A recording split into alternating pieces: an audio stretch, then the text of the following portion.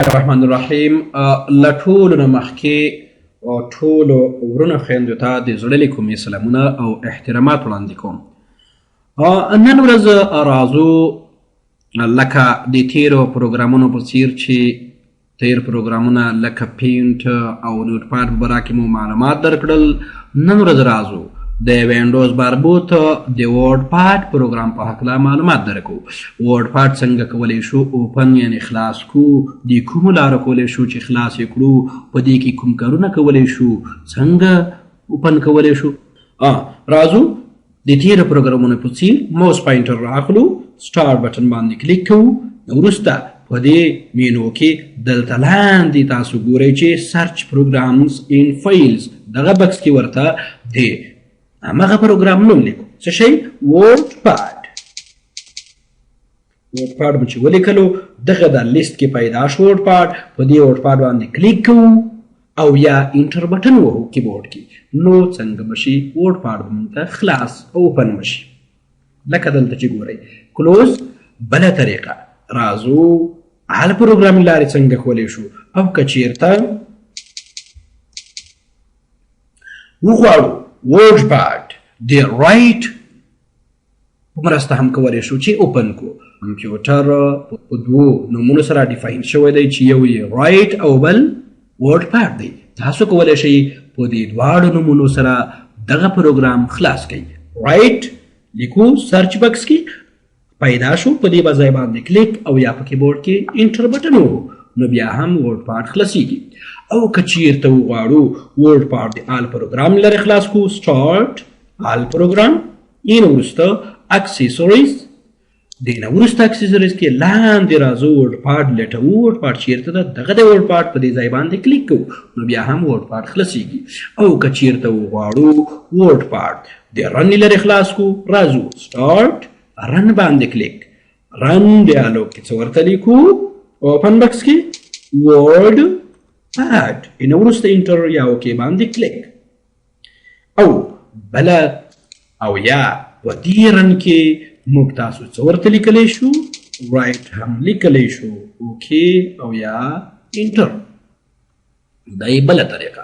او که چیرته دلته رن موجود نه وي د تیرو ویډیوګانو په څیر موږ کولی شو د شارټکټ له لارې هم رن ډیالوګ اوپن کړو. وینډو لوګو کې جامع آر، رن ډیالوګ خلاص شو. دلته ورته څه شی لیکو؟ ورډ پاډ او یا هم رایټ لیکو، انټر یا اوکې وهو. او که چیرې وغواړو دغه پروګرام ته شارټکټ یعنی لنډلاری جوړ کړو لکه پخوا مو د نورو پروګرامونو دپاره جوړ کړي نو څنګه کولی شو؟ سټارټ ورډ پاډ چې کوم ځای موجود وي هلته رایټ کلیک. که چیرته موجود نه وي دلته مینو کې آل پروګرام ته ځو، د هغې نه وروسته اکسیسریز ته ځو. د اکسیسریز نه وروسته چیرته راځو ورډ پاډ ته. په ورډ پاډ باندې رایټ کلیک کوو.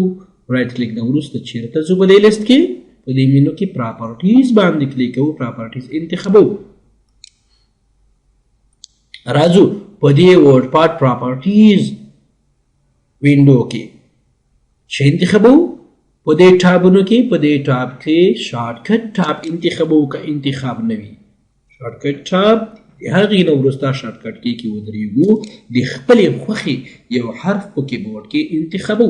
مثلا موږ او تاسو چې شی انتخاب کړل ډي انتخاب کړله. څه شي ولیکل شارټکټ کې؟ کنټرول جمع آلټ جمع ډي، این وروسته اوکې. اوس که چیرته کیبورډ کې همدغه کی همدغه شارټکټ کنټرول آلټ ډي پریس کو، زور کو کیبورډ کې، نو موږ ته به همغه پروګرام خلاص کی. زور کوئ ورډ پاډ موږ دپاره اوپن یعنی خلاص شو. ښه اوس د مخامخ وینډو چې ګورئ دغه د ورډ پاډ انټرفیس دی، دغه د ورډ پاډ وینډو دو. ګورئ چې د وینډوز ایکس پی سره یې فرق دی. وینډوز ایکس پی په دې شکل کې نه و، خو دغه چې دا د آفیس 2009 په شکل کې راغلی دی چې شکلي فرق لري او بعضې کمانډونه هم په دې کې کیدای شي اضافه وي او ډېر ښکلی شکل لري. کولی شو چې ورډ پاډ په دې شکل تعریف کړو.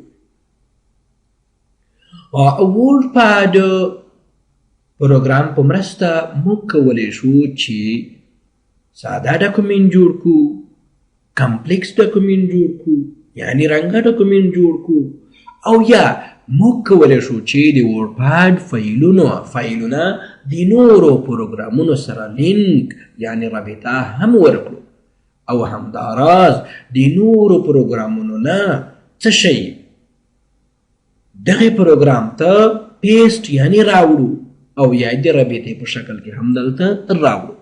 څنګه کولی شو چې په دې کې څه کار وکړو، فایلونه جوړ کړو، د نورو سره رابطه ورکړو. انشاءالله په راتلونکو ویډیوګانو کې به پرې عملي کار کوو. ورډ پاډ په مرسته کولی شو چې ساده لیکنه وکړو، رنګه لیکنه وکړو او د نورو پروګرامونو سره رابطه ورکړو، یا د بل ځای نه تصویر راخلو دلته یې پیسټ کړو، او یا د لینک په شکل کې یا په ساده شکل کې. او د ورډ پاډ سره فرق څه ده؟ هغه کې موږ او تاسو ساده لیکنه کوله، په دې کې رنګه لیکنه کمپلیکس یعنی لیکنه کولی شو، فارمیټ ورکولی شو، مختلف فارمیټونه. راځو اوس په دې وینډو باندې کار کوو. دغه مخامخ چې ګورئ دا د ورډ پاډ انټرفیس، دا د ورډ پاډ وینډو ده، دلته ګورئ. راځو اول خو په دې ځای موږ تاسو خبرې مخکې کړې وې چې دغه لیکې ته څه وایي ټایټل بار. ټایټل بار دغه شنې لیکې ته څه وایي ټایټل بار. نو اوس د ښي طرف کې دغه بټن ته څه وایي کنټرول بټن، مخکې مو خبرې کړې وې. نو اوس د چپ طرف کې دغه ساحې ته څه وایي کویک اکسس ټول بار. کویک اکسس ټول بار کولی شو دا کې کمانډونه اضافه او یا کم هم کو وروسته پرې ورځو. او دې ته څه وایي ورډ پاډ ایکن. نو وروسته لاندې راځو دې ته وایي مینو ټابز. مینو ټابز چې په دې کې د ورډ پاډ مینوګانې موجودې دي، دې پخوا پروګرام خلاف مینو ټاب، هوم مینو او هوم ټاب، ویو ټاب. دې ته څه وایي دغه بټنې ده، دې بټنې ته وایي ورډ پاډ بټن. ورډ پاډ بټن او د مینو شکل لري. هر کله چې په دې ځای باندې کلیک وکړئ تاسو ته یو مینو خلاصه شي. وروسته به انشاءالله په دې باندې عملي کار کوو. دې نه وروسته لاندې راځو دې ساحې ته څه وایي، دې ساحې ته وایي ریبن. څه شی؟ ریبن. دې ساحې ته وایي ریبن. ریبن د پټې معنا ورکوي. هر کله چې یو مینو ټاب انتخاب کوي د هغې مربوط ټول کمانډونه په دې ریبن کې ښکاره کیږي، او په دې ریبن کې بیا کمانډونه په ګروپونو ویشل شوي وي، لکه کیبورډ ګروپ، فایند ګروپ، پاراګراف ګروپ، انسرټ ګروپ او ایډیټینګ ګروپ. دا بیا په ګروپونو ویشل شوي چې د مربوطه کار ټول کمانډونه په یو ګروپ کې ځای په ځای شوي وي، په یوه ټاب کې ځای په ځای شوي وي. په دې هم انشاءالله پوه شولئ. راځو لاندې ساحې ته. یو په یاد ولرئ چې دلته ښي طرف کې وینډوز ایکس پي کې ورډ پاډ کې دلته یوه مینو موجوده وه د هیلپ په نوم، خو دلته هیلپ په نوم مینو نشته، ټاب نشته. ښي طرف کې دلته کوېسچن مارک لګېدلی دی. د دې نه مونږ ګټه اخیستلی شو د چی په خاطر، د هیلپ په خاطر. په دې ځای باندې کلیک یا کیبورډ کې اف یک وهو، وروسته پرې کار کوو. د نه وروسته لاندې راځو دې ساحې ته څه وایي، دې ساحې ته وایي رولر. رولر یعنی خطکش. د نه وروسته لاندې سپینې ساحې ته څه وایي ډیټا ایریا یا ټیکسټ ایریا، د کار ساحه چې په دې ځای کې موږ او تاسو خپله لیکنه کولی شو. وروسته به انشاءالله پرې عملي کار کوو. د نه وروسته لاندې راځو دې ساحې ته څه وایي سټیټس بار ورته وایي، خو موږ او تاسو ښي طرف کې ګورو دې ته څه وایي زوم سلایډر. څه شی؟ زوم سلایډر چې موږ کولی شو د دې په ذریعه سره خپل وینډو، خپل پیج زوم کو، زوم ان او زوم اوټ، ځان ته یې رانږدې کو او یا یې لرې کو. په دې ځای باندې هم تاسو کولی شئ د سلایډ میسو داسې کش کوئ خوا دېخوا، تاسو کولی شئ د دې نه هم ګټه پورته کړئ. دې حالت کې څو فیصده وي؟ 100%. انشاءالله به دې هم پوه شولئ. تعریف مو هم زده کړلو او دې شیانو باندې مو هم خبرې وکړلې، خو اوس څنګه کولی شو له دې پروګرام څخه خارج شو، دغه پروګرام بند کو. راځو اول د کوم ځای د کنټرول بټنو کې ایکس یعنی کلوز بټن باندې کلیک کوو دغه پروګرام څخه خارجېدلی شو. دا پروګرام څنګه کېږي بندېږي یا تغییر پکې راوستل دا تغیرات ساتي او که نه یې ساتي که چېرته ساتل یې غواړي یس باندې کلیک کوو که نه یې ساتي ډونټ سیو او که اضافي نور تغیرات پکې راولي کینسل کوئ خو موږ یې نه ساتو. بیرته راغلو ورډ پاډ اوپن کوو خلاصوو یې د یوه طریقه. دوهمه طریقه چېرته راځو دغه ورډ پاډ بټن باندې کلیک کوو مینو خلاصیږي په دې مینو کې لاندې کوم کمانډ موجود دی اگزیټ کمانډ په دې باندې کلیک کوو بیا هم له دې پروګرام څخه وتلی شو. دا د دوهمه طریقه. او بله طریقه که چېرته موږ او تاسو غواړو دلته راځو په دې ورډ پاډ ایکن باندې ډبل کلیک کوو ډبل کلیک بیا هم زموږ پروګرام بندېږي. او یا بیرته راځو په دې ورډ پاډ ایکن باندې کلیک راځو لاندې ریسټور مینو کې کلوز باندې کلیک کوو یا په کیبورډ کې آلټ جمع F4 پریس کوو. دا یې بله طریقه. کیبورډ کې څه پریس کوو پروګرام اوپن آلټ جمع F4. خو اکثره وینډو 7 کې فانکشن کې ته هم ضرورت وي د آلټ F4 سره شي نو فانکشن کې جمع آلټ جمع F4. دا د بله طریقه. او تاسو کولی شئ په دې څو طریقو دغه پروګرام بند هم کړئ. او بله طریقه کیبورډ کې آلټ جمع سپیس هر کله مو چې آلټ جمع سپیس وهله دغه ریسټور مینو تاسو ته خلاصیږي په دې کې چې انتخابوو سی آلټ جمع سپیس د مینو خلاص شي په دې کې لاندې د کلوز کمانډ لاندې چې انډرلاین دي سی انډرلاین د سی وهو بیا هم کلوز کیږي. او پخوا ویډیوګانو کې مو هم په دې اړه خبرې کړې وي چې آلټ سره سپیس وهو یو مینو خلاصه شي نو څنګه کولی شو هغه مینو کې مربوطه کمانډ موږ تاسو اجرا کوو.